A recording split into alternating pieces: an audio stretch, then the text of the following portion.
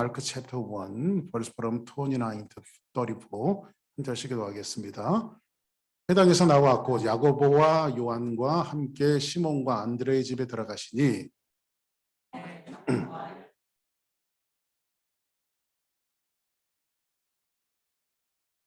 나가사 그 손을 잡아 일으키시니 열병이 떠나고 여자가 저에게 수종드니라.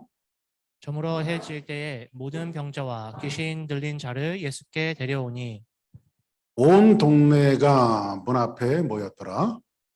예수께서 각색 병든 많은 사람을 고치시며 많은 귀신을 내어 쫓으시되 귀신이 자기를 알므로 그 말하는 것을 허락지 아니하시니라.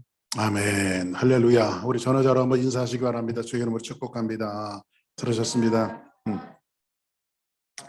자, 오늘 또 우리 오리엔탈들은 그거 굉장히 좋은 것 같아요. 새해가 두 번이잖아요, 우리는요. 그죠? 다시 한번 옆에 있는 분들 보고 새해 건강하시고 복 많이 받으세요. 시작.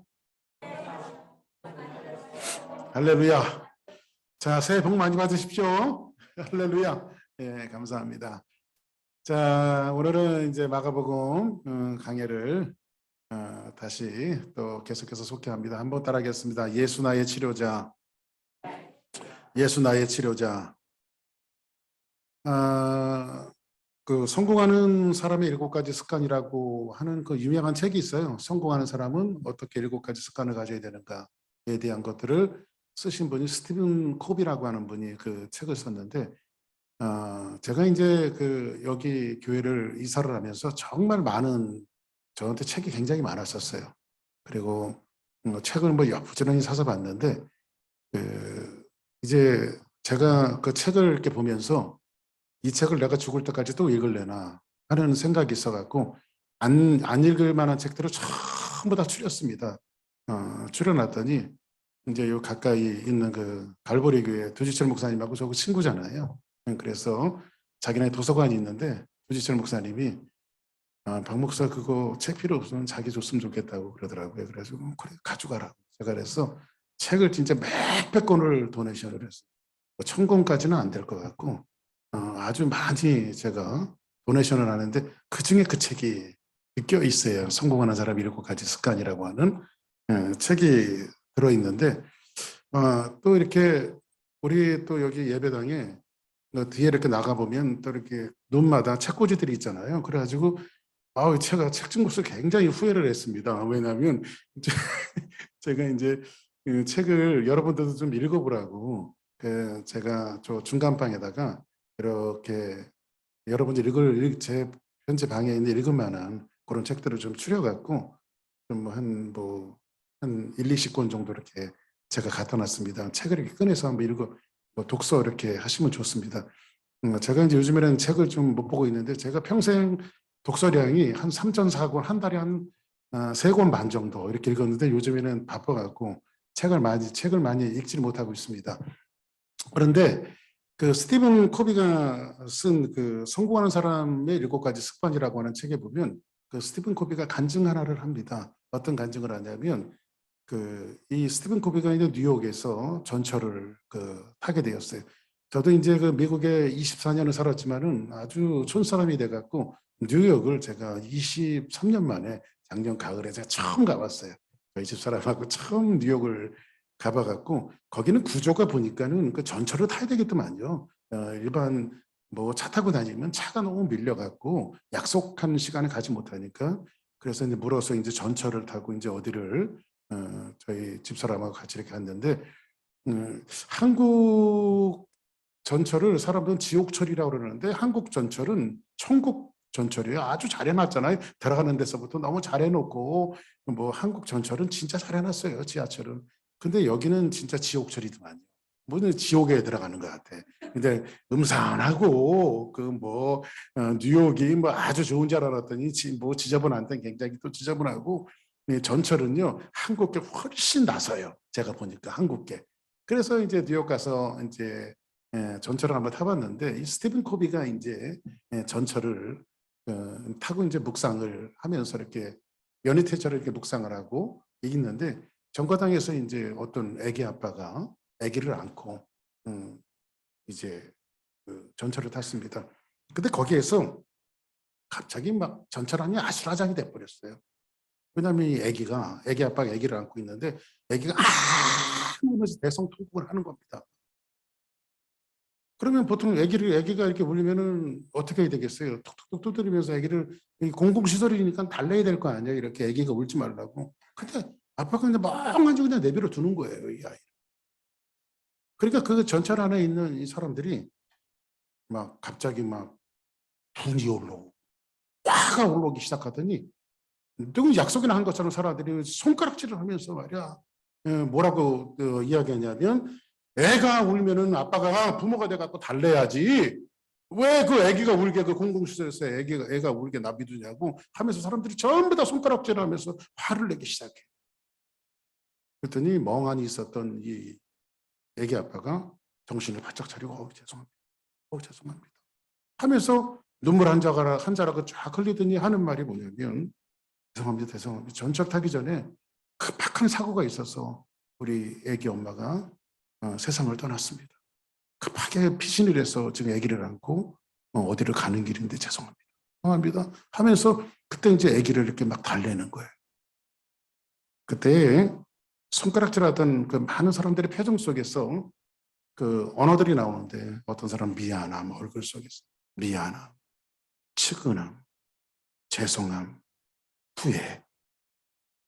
만약에 이 아기 아빠가 그 아기 엄마가 죽었다는 것을 만약에 그 사람들이 그런 것을 알았다면은 아마 그렇게 손가락질을 하지 않고 욕을 하지 않았을 겁니다.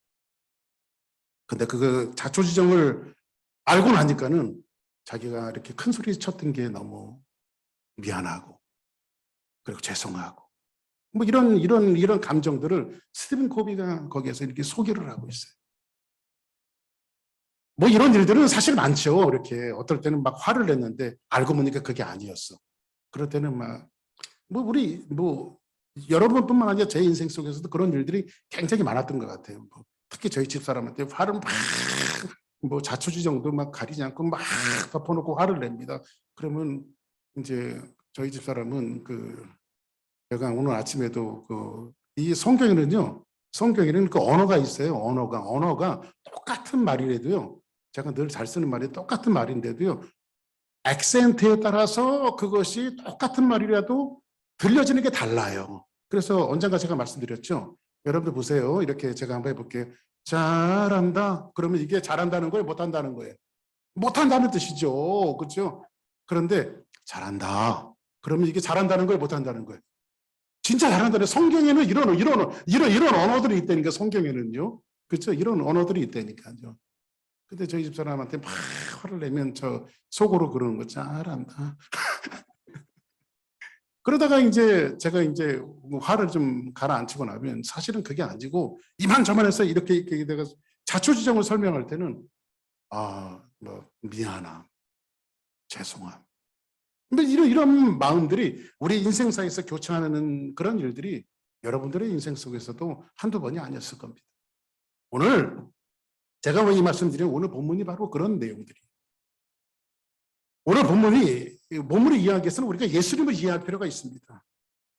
예수님은 마가복음 전체를 통해서 한마디로 마가복음은 뭘 얘기하느냐 여러분들이 저한테 질문한다면 마가복음 1장서부터 16장까지 일관되게 한 가지만 얘기하고 있어요. 일관되게. 어디에 포커스를 맞추냐면 예수님은 선견을 받으러 온 것이 아니라 섬기러 왔다. 이걸 얘기하고 있어요. 그래서 오늘 아침에도 일부 예배가 주로 사역자들 위주로 예배를 드렸기 때문에 일부 예배 때 제가 그런 얘기를 제가 했습니다만은 예수님도 섬겼는데 우리가 뭐라고 사역자가 뭐라고 우리에게는 이게 처음에 하나님께서 저를 부르실 때 콜링이 있었고 하나님이 저를 부르셨다는 그 콜링했다라고 하는 그 사건 때문에 펑펑 울면서 하나님 앞에 그래 하나님 저 같은 놈도 필요하십니까? 하면서 그렇게 울었던 시절들이 있어요. 그래서 목사가 되어졌고 근데 그 예수님이 저를 부르실 때 하나님이 저를 부르실 때에 규서가 너 내가 부르는 것은 너 수만 명 수천 명 목회하는 교회 하게 해줄게 이렇게 약속하고 부르신 적이 없어요. 너 뭐 성공하는 목회자로 만들어줄게. 그렇게 약속하고 저를 부르신 적이 없어요. 너 학생들을 가르쳐 성공하는 교수로 너를 부를게. 이렇게 하나님께서 저한테 뭔가를 보증하고 약속하고 부르신 적이 없어요. 그냥 제자들을 부르실 때처럼 예수님께서는 똑같이 저를 부르셨어요. 내가 너를 사람 낚는 어부가 되게 하리. 그냥 그거였어요. 그러니까는 우리가 본질에 항상 우리가 중요한 것은 본질에 충성하는 것이 얼마나 중요한가. 이거를 우리가 아는 것은 굉장히 중요합니다. 여러분들이 예수 그리스도를 믿을 때에, 여러분들이 예수님을 영접할 때에, 예수님의 생명이 여러분들 안에 들어갈 때에 너를 성공적인 인생으로 만들어줄게. 너를, 네 자녀들을 뭐 하버드 대학 보내줄게. 너 뭐 좋은 집 사고 좋은 차 사고 너 거부가 되게 해줄게. 하나님께서 여러분들을 예수 그리스도를 믿을 때 그런 담보를 하고 여러분들을 부르신 분 있으면 혹시 한번 손을 한번 들어보세요. 그런 분 없잖아요. 나 같은 죄인을 예수님께서 불러주신 것이 얼마나 감사한지. 나 같은 죄인을 위해서 예수 그리스도께서 십자가에 못 박혀 돌아가신 것이 얼마나 감사한지. 그 감격 속에 여러분들이 왔고, 그죠? 교회에 문을 두드렸고 여러분들이 신앙생활을 하고 예수를 믿고 예수를 따르고 그렇게 살아가지 않습니까? 근데 우리는 너무나 예수님을 믿으면서 너무나 많은 것들을 하나님 앞에 요구하고 있어요. 항상 본질에. 그래서 이 마가복음은 우리에게 이야기해주고 있는 것이 뭐냐면, 나는 섬김을 받으러 한 것이 아니라 섬기러 왔다. 그리고 얼마만큼 내가 섬기냐면 내 몸을 너희를 위해서 다 내어주기까지. 예수님께서 그것을 마가복음 전체에서 이야기해주고 있습니다. 예수님의 사역은요, 오늘 말씀해 보니까 예수님의 사역은 찾아가시는 사역이에요. 찾아가시는 사역. 그래서 신방입니다. 한국교회의 어떤 그 정체성을 저한테 한 가지 목사님 한국교회의 정체성을 뭐라고 보면, 한국교회는 이민교회도 포함되어 있습니다. 그 정체성이 뭐라고 생각하십니까? 라고 묻는다면 저는 한마디로 이야기하고 싶어요. 한국교회의 정체성은 신방입니다. 저는 신방 안 하는 목사 아닙니다. 여러분들 요청을 안 하시니까 안 가는 거지. 저 신방 안 하는 목사 아닙니다. 목사님이 신방도 안 하고 그런 얘기는 절대 우리 교회에서 하지 마세요. 언제든지 태평양을 건너, 대서양을 건너, 인도양을 건너서라도 달려갈 테니까 신방 갈 테니까 언제든지 놓고 해주세요. 신방 갈 수 있습니다. 근데 한국교회의 정체성이 이 신방 목회였어요. 한국교회 한 70년대, 60년대 이렇게 한국교회사들 찾아보고 멀리 가볼 것도 없어요. 제가 어릴 때 신앙생활했던 60년대, 70년대 이렇게 주일학교 때 이렇게 보면요, 저희 어머니나 목사님들이 늘 그 무슨 목사님은 항상 채권 장사처럼 검은 가방 하나 들고 다녔어. 채권 하는 것처럼 남루한 옷을 입고, 거기에 또 남루한, 요즘에는 백이라도 좋지, 그냥 그냥 흘러내릴 것 같은 그 큰 가방들을 맨 여전도사님이나 저 집사님들이 목사님들 뒤에 쫓아가고 신방들 다 놨다고. 어디 학교 갔다 오면 이제 저희 어머니 밥도 안 주시고요. 가방 하나 들쳐매고 어디 가세요? 그러니까 야, 목사님하고 신방 가기로 했으니까 너희들 밥 알아서 차려 먹어라. 우리 때는 그러고 살았어요. 응? 그리고 신방 갔다 오면 어느 집에 무슨 일이 있어서 신방 가야 된다. 이런 신방 문화를 통해서 영혼들이 교회에 들어왔고 교회가 채워졌고 그 사람들로 또 하나님의 교회들이 이루어졌고 교회가 빌답이 되어졌어요. 한국 교회가 그렇게 성장을 했습니다. 그런데 요즘에는 지금 신방이라고 하는 문화들이 이제 신세대, 새롭게 되어지는 젊은 세대들이 있는 교회들은 거의 신방 사라졌습니다. 목사님이 올까 봐 겁나죠. 올까 봐. 신방하는 목사입니다. 요즘에는 신방을 가기도 요즘 뻘쭘하고 또 신방 받기도 뻘쭘한 그런 시대에 우리가 살아가고 있습니다. 근데 오늘 예수님께서는, 오늘 베드로의 장모가 열병이 들었잖아요. 열병이 들어서 베드로의 장모를 예수님이 찾아가십니다. 그리고 그를 회복시켜 주세요.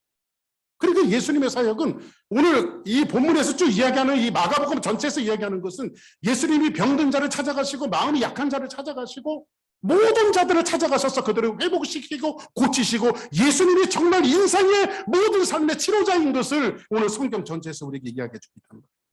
그리고 예수님께서는 뭐라 하시죠? 찾아가셔서 섬김을 실천하세요. 그리고 그 섬김을 다하고 제자들에게 가르치고 말씀하시는 것을 우리는 볼 수가 있습니다. 말씀을.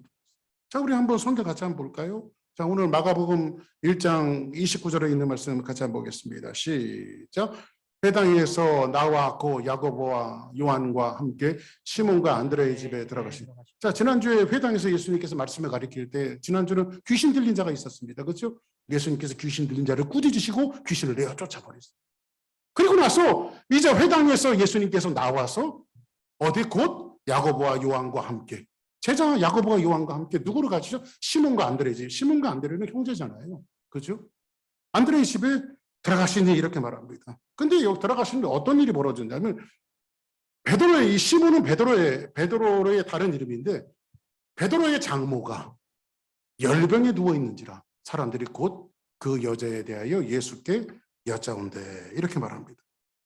조금 아까도 얘기했지만은 예수님은 찾아가시는 사역이었어요. 하나님의 사역이 다 그래요.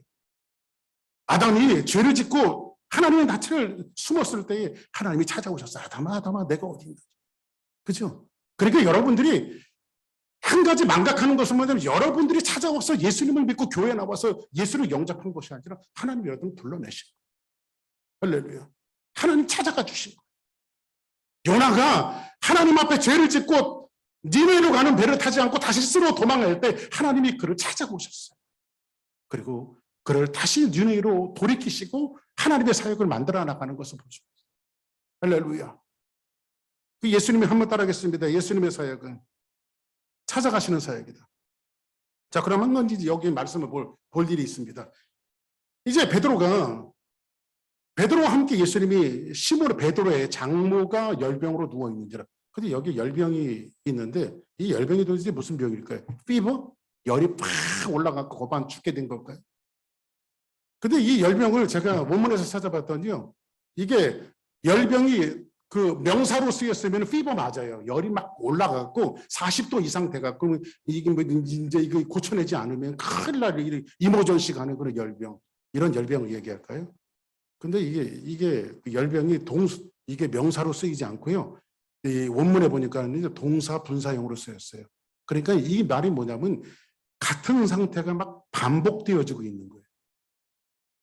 조금 막 괜찮았다 생각하면, 왜 그런, 여러분들 이렇게 한번 생각해 볼까요? 요즘에도요, 제가요, 어저께도요,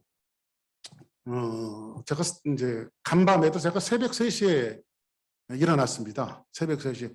새벽 3시에 일어난 얼굴이 이 얼굴입니다. 그래서 새벽 3시에 막 일어나서 막 잠이 안 오는 거예요. 근데 꿈을 꿨어요, 제가. 꿈을 꿨는데 그 꿈을 막 좋은 꿈을 꿨으면 좋았을 텐데, 막 옛날에 그 막 저를 막 그 힘들게 했던 그런 꿈이 있잖아요. 어떤 사람이 막 저를 괴롭혔고 막 그런 뭐 꿈 비슷한 게 막 지나가니까요, 열이 받아갖고 깼다니까. 열이 받아갖고 저도 모르는 사이에 벌떡 일어났어요. 벌떡 일어나갖고요. 그 인간 지금도 살아있을래나? 너는 내 눈에 한번 걸리기만 하면. 저는 그게 용서가 됐는 줄 알았더니 이게 용서가 안 되고 가슴 속에 남아있다. 꿈에 나타났으니까. 그리고 잠이 안 오는 거예요. 한번 따라하겠습니다. 그럼 따라서 열받는다.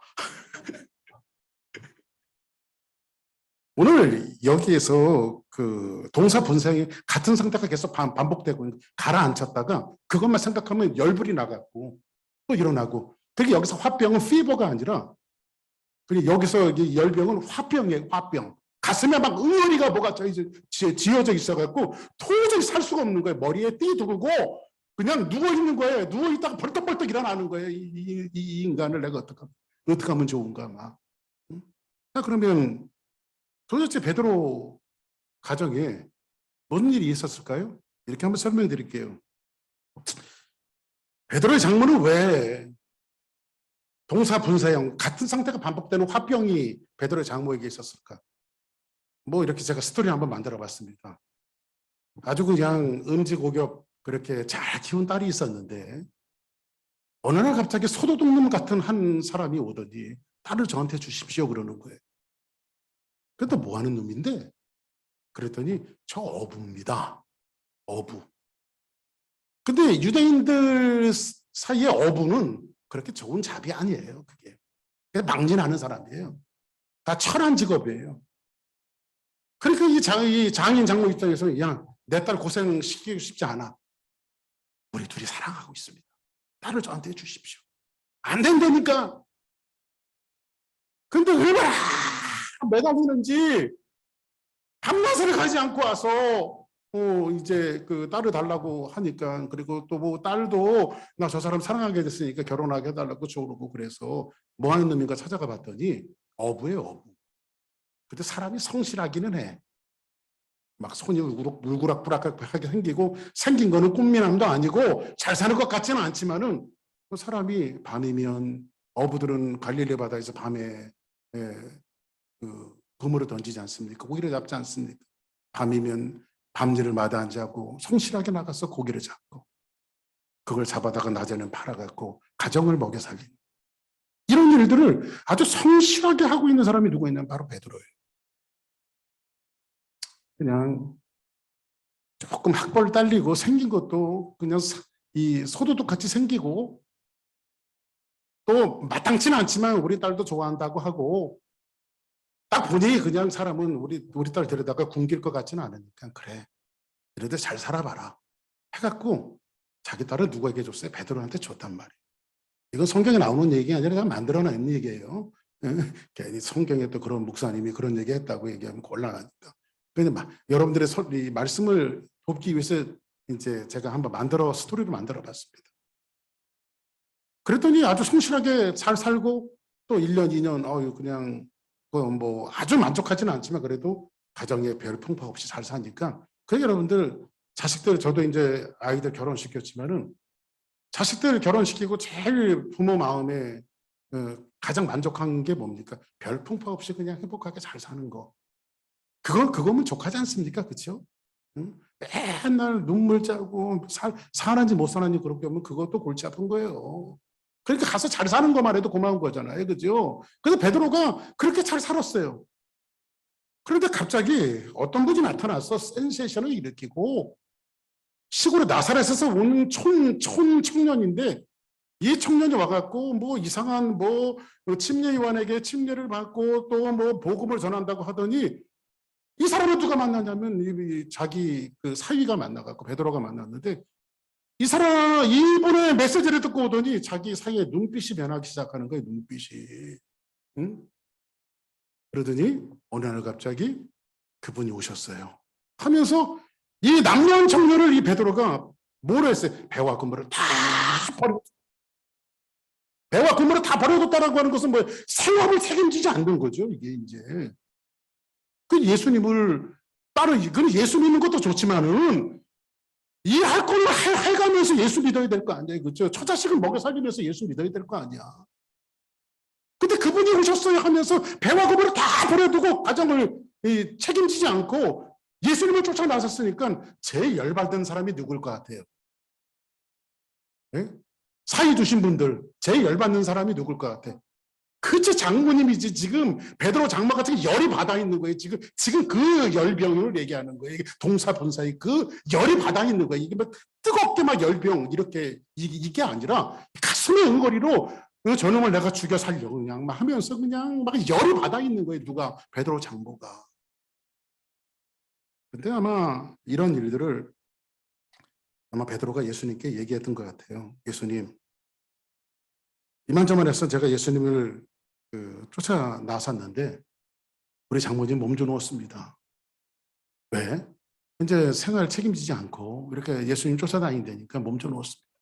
어떡하면 좋죠? 그래, 앞장서라. 내가 한번 같이 가겠다.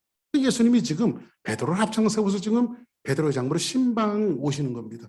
이게 말씀이 잘 이해가 되죠? 네? 그런 얘기예요, 이게. 이제 신방을 오십니다, 예수님께서. 그리고 31절 한번 같이 한번 보겠습니다. 시작.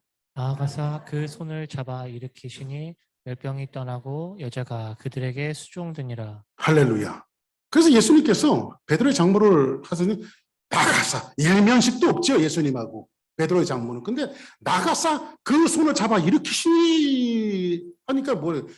열병이 떠나고 여자가 그에게 뭐하니라 수종드니라 이렇게 말해요. 자, 그러면 이거를 마태복음에서 더 정확하게 얘기해놨어요. 마태복음은 이 기사를, 똑같은 기사를 더 정확하게 얘기하는데 보세요. 예수께서 베드로의 집에 들어가사 그의 장모의 열병으로 알아 누운 것을 보시고 그 손을 뭐 하시니?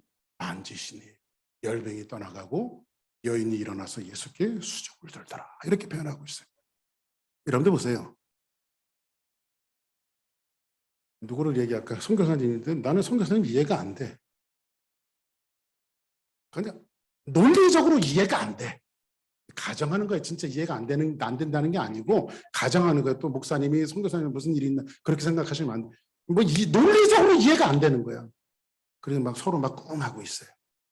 그러다 하나님께서 내 마음에 오셔서 그래도 내가 목회 선배고 나이도 많고 그러면 안 되지 하면서 그냥 본인도 꿍하고 있는데 송교사님 손을 이렇게 싹 한번 앉았어요. 그냥 내가 다 알아. 그냥 뭐. 근데 여러분들 사람이 이렇게 스킨십을 한다라고 하는 것이 이렇게 손을 한번 잡아줬다라고 하는 것은 여기 논리가 무너지는 거예요. 이게 논리가. 그죠? 그렇잖아요. 뭐가 좀 오해가 있었을 때 아유 집사님 나 다 알아요. 그러면서 알아. 그래 내가 잘못했어. 이 말 한마디 하면 손을 잡아서 그냥 입으로만 하는 거하고 손을 한번 잡으면서 얘기하는 것은 여기는 그동안 있었던 오해의 논리가 다 무너져 버리는 거예요. 왜 그랬느냐? 따질 것이 없어. 그냥 그 말 한마디에 다 녹아지는 거죠. 그 말 한마디. 예수님께서 지금 그 손을 만지시니 뭐가 떠나요? 가슴에 응어리가 떠나갔다고요. 할렐루야. 이 성경에 보니까 하나님의 손, 예수님의 손 이것은 하나님의 권능을 상징하고 있거든요. 권능. 능력, 권력을 상징하고 있는데 예수님께서 베드로의 장모의 손을 만지시는 그 순간 뭐 하고 있어요? 순간 모든 응어리가 그 가슴 속에서 다 사라져버려요. 할렐루야. 우리는 그래서 예수님께서 우리를 만지시는 역사가 일어나야 돼. 할렐루야. 그래서 여러분들 상처받은 치유자라고 하는 이 책에 보면요. 이 스킨십, 예수님께서 우리를 얼마나 터치하시고 만드시는가. 그래서 여러분들 하나님께서 하나님의 손이 예수님의 손이 여러분의 가정을 만드시고 관계에 얽혀져 있던 이런 부분들을 예수님께서 만지실 때 그 의리와 논리들과 그 따짐과 이 모든 것들이 전부 다 사라지게 되어지고. 아멘. 일면식도 없었던 이 여인을 보시기 바랍니다. 그 손을 만지시니 열병이 떠나가고 여인이 일어나서 뭐 했더라? 자기도 베드로가 했던 짓을 똑같이 하고 있어요. 지금요. 베드로 예수님이 오셨을 때 나를 따라올래? 그러니까 배와 그물을 버려두고 예수님을 쫓아갔잖아요. 그렇죠? 근데 이 여인을 예수님께서 만져주시니까 예수님 저도 예수님 제자가 될게요. 이 여인도 그러니까 베드로가 아까 전철에 탔던 그 애기 아버지가 이해되지 못했던 전철 안에 있었던 사람들이 이 베드로의 그 장모 같은 인생들이었는데 사건을 알고 예수님을 만나고 나니까 자기 사이가 왜 예수님을 쫓을 수밖에 없었는지, 왜 예수님을 따라갈 수밖에 없었는지, 인생의 진짜 그 최고의 가치가 무엇인지를 이 베드로의 장모가 알게 되었을 때에 베드로가 이해됐을 뿐만 아니라 예수님께 수종드는 여인이 되어졌어요. 그래서 성경에 보니까 예수님께서 그 손을 잡아 일으키시니라고 하는 것은 에게이로라고 하는 말로 되어 있는데 에게이로라고 하는 것은 부활의 역사예요. 예수님이 손을 만질 순간 어떤 역사가 벌어지냐면 나는 부활이요 생명이지 나를 믿는 자는 죽어도 살겠고 영원히 죽지 않나니. 이분에게 영생이 있고 이분에게 생명이 있고 이분에게 힘이 있고 이분에게 내 삶을 모든 것을 걸만한 이게 뭔가가 있구나. 베드로의 장모도 예수님을 그렇게 따라요. 할렐루야. 응? 그런 예수님 만나기를 주의 이름으로 축복합니다. 할렐루야. 우리가 정말 예수님을 만나지 못했기 때문에 진짜 예수님을 만나지 못했기 때문에 우리는 늘 갈등하며 살아가고 있는 거예요. 오늘 여기서 수종드니라라고 하는 말이 여기에서 무슨 말이 나왔는지 아십니까? 수종드니라라고 하는 말 속에서 디커지 나왔어요. 집사라고 하는 말이 여기서 나왔어요. 수종드니라. 이런 집사라고 하는 말이 어떤 거? 디아코노스잖아요. 수종드는 거. 디아코노스라고 하는 말이 여러분들 제가 언젠가 말씀드렸죠. 식탁에서 사람이 밥을 잘 먹을 수 있게끔 옆에서 서빙해 주는 사람, 웨이터 웨이트레스가 수종드는 사람이에요. 예수님은 섬김의 도로 다 하셨고 이 땅에 섬기러 오셨고 예수님이 찾아가서 한 여인을 섬겼더니 그 여인이 또 섬기는 자로 변화가 되었지. 그래서 교회는 거두먹거리고 높아지는 사람이 모이는 것이 아니라 벼가 이기는 숙이는 것처럼 섬기는 자들이 많이 늘어가는 것이 건강한 교회. 아멘. 그래서 우리 일부 예배 때 우리 사역자들한테 그런 얘기를 했습니다. 우리가 먼저 섬기자. 왜 예수님이 그렇게 오셨는데 우리가 뭐라고 뻣뻣하게, 응? 모가지에 기부스하고 그럴 필요 없다는 거죠. 응? 그건 모가지야, 모가지. 응? 선한 말은 뭘까요? 그렇게 우리가 그렇게 섬기러 오신 예수님이 얼마나 중요한지. 아멘. 예수님 섬기러 오셨습니다. 아멘. 여러분들을 직분자로 부르셨어요. 하나님께서 대컴 부활의 능력이 임한 사람은 섬기는 자로 되어져. 이걸 주님은 오늘 말씀을 통해서 이야기해 주고 있습니다. 32절 한번 같이 한번 보겠습니다. 시작. 이때 모든 병자와 귀신 들린 자를 예수께 데려오니. 자, 이제 베드로의 장모의 열병을 고치실 뿐만 아니라 점으로 해질 때에 병자와 귀신 들린 자를 예수께 데려오고. 이 평범해 보이는 말씀 같지만은 여기에 이 속에 담긴 뜻은 굉장히 깊습니다. 왜 깊으냐면 히브리 사람들의 시간의 관념은요, 우리는 아침에 하루가 시작된다고 그러잖아요. 근데 히브리 사람들의 하루의 시작은요, 해가 저물 때부터 하루가 시작이 되죠. 그래서 성경은 뭐라고 말하냐? 창세기 보니까 이런 말씀을 하고 있습니다. 자, 하나님이 빛을 낮이라 부르시고 어둠을 밤이라 부르시니. 자, 보세요. 저녁이 되고 아침이 되니 이는 첫째 날이라. 그러면 시작이 언제부터 되는 거예요? 저녁부터요, 아침부터요? 그렇죠, 저녁부터죠. 히브리 사람들의 하루의 시작은 저녁부터 시작입니다. 해 질 때부터 하루가 시작이 되어집니다. 그래서 하나님께서는 하나님의 새날은 어디서부터 내냐면 하나님의 새날은 뭐냐? 저녁부터 내는 거, 어둠을 걷어내는 거예요. 그러면 어둠이 짙은 어둠이 가면은 뭐가 올까요? 광명이 오겠죠. 그러니까 그리스도인들의 삶은 점점 가면서 밝아지는 거예요. 어둠에서 시작했다가 점점 밝아지는 거예요. 이게 그리스도의 삶이에요. 칠흑 같은 어둠이 우리에게 찾아오고 힘들고 어렵지만은 어둠을 걷어내는 것이 교회의 역할이고 그리스도인들의 삶의 모습이에요. 이민택 집사님이 눈이 보이지 않는 그 이민택 집사님이라고 하는 분이 계세요. 눈이 보이지 않는 분인데 복음성당 갔습니다. 제가 옛날에 한국에서 목회할 때 그분 초청해서 간증 집회를 했었는데 그분이 이런 찬양 아시죠? 저녁에는 구름이 나를 기습할지라도 아침에는 기쁨이 나를 찾아오리라. 할렐루야. 이 찬양 작사 작곡하신 분이 저녁에는 구름이 나를 기습할지라도 아침에는 기쁨이 나를 찾아오리라. 그리스도인들은 어둠을 걷어내는 사람들이에요. 할렐루야. 주사랑교회는 그리스도인들이 모였고 우리 주사랑교회 사명은 뭘까요? 이 지역사회에 있는 어둠을 걷어내는 교회가 되어져요. 역사의 새벽을 갖고 오고 밝음을 갖고 오는 광명을 가지고 오는 그런 교회로 변화가 되어져요. 하나님께서 시대에 우리 교회에게 맡기신 사명이라고 저는 생각을 합니다. 아멘. 그래서 이 저물어 갈 때는 뭐죠? 저물어 갈 때는 뭐예요? 안식일이 마지막 끝나는 저물어 가는 그때에. 그렇죠? 저물어 가는 그때에 누가 와요? 귀신 들린 자, 병든 자 이런 사람들이 다 오니까 안식일에 그들을 고쳐내야겠어요. 저물어 갈 때 그들을 모두 다 고쳐내십니다.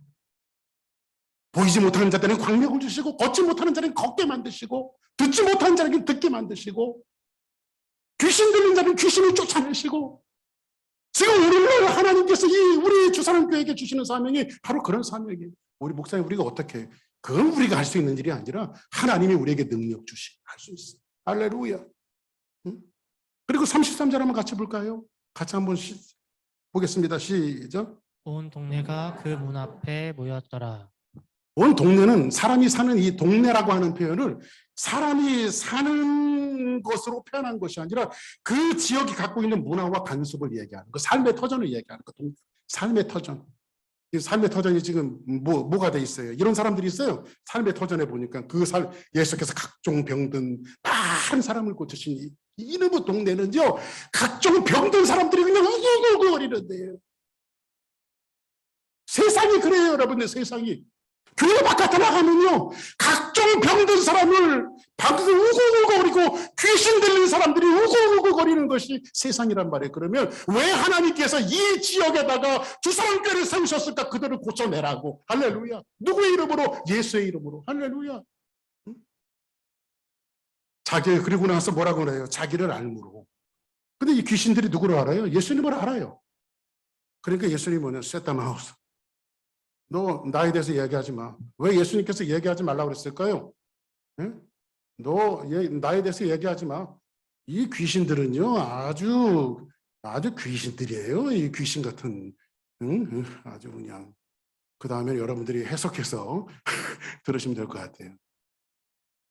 여러분들, 이 귀신은요, 왜 예수님께서 이 귀신들이 자기를 알므로 그 말하는 거 허락지 않았을까요? 예수님 알면 이 귀신들은요, 머리로는 알아요. 근데 행동을 하지 않아요. 정말 예수님 반대예요. 옛날에 여러분들 아침에도 갑자기 생각나서 그런 얘기를 했습니다만, 옛날에 허참 씨가 그 인도하는 가족오락관이라고 하는 프로그램이 있었어요. 다 아시죠? 그러면 거기에 이제 이런 게 있어요. 이렇게 맨 앞에 사람 줄을 세워놓고 맨 앞에 사람한테 답을 보여주는 겁니다. 그러면 답을 보여주면 그걸 뭐 제스처를 통해서 이제 막 하면 맨 마지막 사람이 정답 하는 거예요. 그럼 맨 이제 첫 번째 사람에게 이제 문제가 이런 문제가 갑니다. 너는 썩 좋은 녀석이야. 이게 이제 너는 썩 좋은 녀석이야. 그러면 뒷사람한테 해갖고 막 이분 너는 썩 이러면서 그냥 막 제스처를 해갖고 하면은 첫 번째 사람 알아들은 것 같아. 근데 점점 뒤로 가면서 사람이 헷갈려지기 시작하면서 맨 마지막 사람이 정답! 너는 썩을 놈이야. 아니, 너는 썩 좋은 녀석이야. 이 말이 어떻게 너는 썩을 놈이야 이렇게 변화가 되어질까요? 이게 이 마귀들이 하나님의 말씀을 가감하고, 여러분들 그런 거 아시죠? 여러분들이 뭔가를 말을 전달하려고 했는데 귀신같이 자기가 말하는 이 본질을 얘기하지 않고 어떻게 획가닥 바꿔갖고 말하는 천부적인 소질이 있는 사람이 가끔 만나요, 안 만나요? 나 이미 오니까 그런 사람들 많이 만나더라고. 어떻게 같은 말을 그렇게 설명해낼 수 있는지 모르겠어. 선한 것도 아주 나쁘게 둔갑을 시켜. 분명히 너는 좋은 녀석이라고 말했는데 어떻게 썩을 놈으로 만드는지 모르겠어. 한번 따라하겠습니다. 목사님, 저도 많이 만나봤습니다. 그런 사람들 많이 만나보죠. 그죠? 우리 많이 만나잖아요. 네? 그러니까 예수님이 뭐라고 말해요?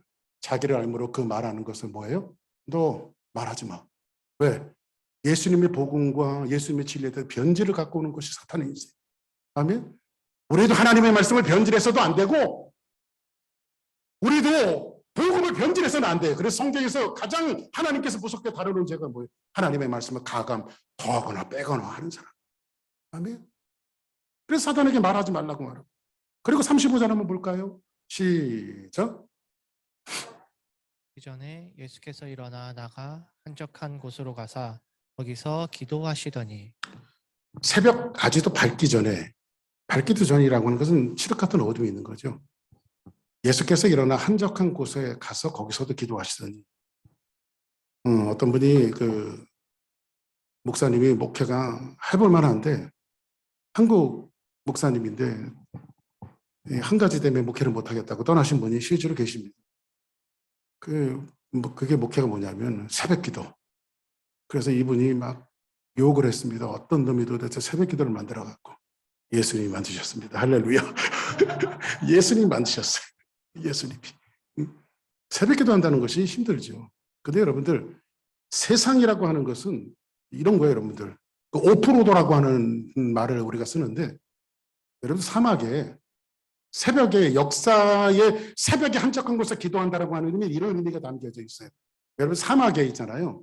길이 있잖아요. 사막에도 지금 길이 있잖아요. 근데 모래바람이 한번 확 불면요, 모래가 다 쌓여갖고 어디가 길인지 모른다니까요. 그래서 그 청소를 해야만이 길이 다시 보여요. 여러분들 우리 어릴 때 보면 눈이 이렇게 많이 쌓이잖아요. 눈이 쌓이면요, 우리 어머니는 막 우리 어릴 때 깨웁니다. 야, 마당 쓸어라. 그럼 우리 집 앞에는 우리가 쓸어놔야 돼. 저 집은 저 집 앞에가 쓸어놓고. 근데 눈 덮인 그 밭을 누군가 이제 새벽에 일찍 가는 사람이 밟아놓으면요, 그게 길인 줄 알고 쫓아간다. 근데 이 새벽에 한적한 곳에 나가서 기도한다라고 하는 이 의미가 어떤 의미가 담겨져 있냐면요, 사막에 모래바람이 돼서 길이 보이지 않는데 거기에다가 길을 내는 사람들, 이 기도하는 사람들이에요. 그래서 여러분들 그거 아십니까? 꼭 새벽 기도 나오라고 강요하는 건 아니지만, 새벽에 여러분들이 왜 기도해야 되냐면, 여러분의 삶과 여러분 자녀와 여러분 가정과 여러분의 우리 교회를 위해서 제가 왜 새벽 기도를 할까요? 여러분들이 길을 내고 있는 거예요. 새벽 기도 나와서. 하나님, 우리 주사랑교회 성도들 오늘 하루도 정말 이 모래판 덮인 이 길을 헤매지 않고 이 길로 걸어가게 도와주세요. 그러니까 한 가정에 여러분들 새벽을 깨우는 그 한 사람만 있으면요, 어떻게 될까요? 가정이 편안하겠죠. 새벽에 길을 내는 사람이 돼요. 예수님께서 지금 이 말씀을 통해서 뭐라고 이야기하세요? 새벽 아직도 밝기 전에 예수께서 일어나 나가 한적한 곳에 가서 거기서도 예수님은 지금 새벽에 길을 내고 계시고, 영생의 길을 내시고, 복음의 길을 내시고, 선도의 길을 내시고, 지금 이 싸움 칠흑 같은 어둠에서 지금 예수님이 이 전쟁을 하고 계신 거예요. 할렐루야. 그래서 이 아침의 전쟁에 승리하면, 이 묵상의 전쟁에 승리하면, 옛날에는 세븐데이 다 했는데 3일밖에 안 하잖아. 우리는 목, 화수, 목. 몇 시에 나오냐고요? 6시. 할렐루야. 그 여러분 길을 내는 사람이 될 수 있어요. 아멘. 길을 내는 사람. 오늘 한번 또 36장 봅니다. 시작. 시몬과 미 그와 함께 있는 자들이 예수의 뒤를 따라. 여기서 보니까 시몬과 미 그와 함께 있는 자들이 누구를 따라? 예수를 따라갔어요. 이 따라가다라고 하는 말을 1장 17절에 보니까 예수께서 이르시되 나를 따라와라. 내가 너희로 사람을 낚는 어부가 되게 하리라. 나를 따라오라고 말하죠. 근데 여기에 조금 그물을 버려두고 예수님을 따르니라. 근데 여기서 따른다라고 하는 의미와 오늘 말씀에서 이야기의 시몬과 미 그와 함께 있는 자들이 예수의 뒤를 따르니라라고 하는 것은 이 말씀을 하고 있어요. 여기 따른다라고 하면 수수문하여 따라가다. 이 말은 뭐냐면 나의 이익을 내려놓고 하나님의 이익을 위해서 내 모든 이익을 내려놓는 거예요. 여러분들, 아까도 말씀드렸지만 우리는 본질에 다시 한번 우리가 뭔가를, 운동도 마찬가지거든요. 운동도 마찬가지인데 운동을 잘할 수 있는 방법은요, 기본기예요. 뭐든지 기본이 잘 돼 있어요. 신앙도 마찬가지예요. 기본이 안 돼 있으면요, 이게 막 신앙도 늘지 않고 운동도 늘지 않고. 저는 모든 운동을요 대부분 합니다. 제가 대부분 다 해요. 근데 잘하진 못해요. 왜냐? 기본기가 없어서. 저는 무슨 운동을 배우면 유튜브 보고 배워요. 유튜브 보고. 근데 모든 기본기거든요. 신앙도 마찬가지예요. 오늘 예수님께서 나를 구원하신 그 자리, 영생의 생명을 내 안에 풀어놓던 그 자리, 그 자리들을 여러분들이 문득 생각하면서 그 자리를 생각할 때 그것이 기본기로 여러분들의 신앙과 삶에 내려앉는다면 여러분들은 정말 승리자 인생을 살 수 있어요. 하나님 앞에 영광적인 인생을 살 수 있어요. 나의 어떤 이익을 내려놓고 하나님을 따라가는 거예요. 그리고 나서 맨 마지막에 보니 뭐라고 이야기하고 있죠? 만나서 이르되 모든 사람이 주를 찾나이다. 지금 예수님을 사람들이 만나서 이르되 뭐라고? 모든 사람이 주를 찾나이다. 왜 찾을까요? 예수님 왜 찾을까요? 예? 예수님, 야야 일로 와봐. 저기 가면 막 소경이 눈을 뜨고 귀머거리가 귀가 열려지고 죽은 사람이 막 일어나고 각색 병자들이 다 치료함을 받아. 우리가 봤다니까. 그래서 모든 사람이 주를 찾나이다. 근데 요게 이제 목회적으로 본다면 저 같으면 모든 사람이 목사님 모든 휴스턴에 있는 사람이 목사님을 찾습니다. 그래요. 여기다가 교회 잘 집시다. 해갖고 그냥 막 건축하고 막 모든 사람을 흡수하기 위해서 할 거예요. 근데 예수님은 그러지 않았어요. 이러시되 우리가 다른 가까운 말로 가자. 여기서 가까운 말로 이야기하는 건 퇴각이에요. 퇴각. 나는 인기 필요 없다. 아까 말씀드렸잖아요. 하나님께서 저 부르실 때요. 수천 명, 수만 명 목회하는 자리에 너를 둘 거라고 하나님께서 저한테 그거 약속하신 적 없어요. 처음에 저를 부르실 때. 유서가, 난 네가 필요하다. 왜요, 하나님? 왜 저 같은 사람이 필요하세요? 나는 너를 통해서 영혼을 구원하고 싶고 잃어버리는 사람들을 찾아내고 싶고 나는 너를 통해서 내 일을 만들어가고 싶다. 하나님께서 그렇게 약속하셨지. 나는 몇백 명, 몇천 명, 몇만 명 너 그렇게 목회해 줄게. 이런 약속하신 적 없어요.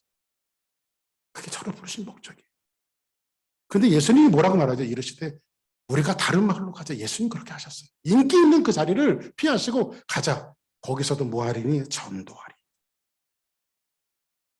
내가 이를 위하여 왔노라 하시고 이에 온 갈릴리에 다니시며 그들의 여러 회당에서 전도하시고 또 귀신을 내어두셨더라. 할렐루야.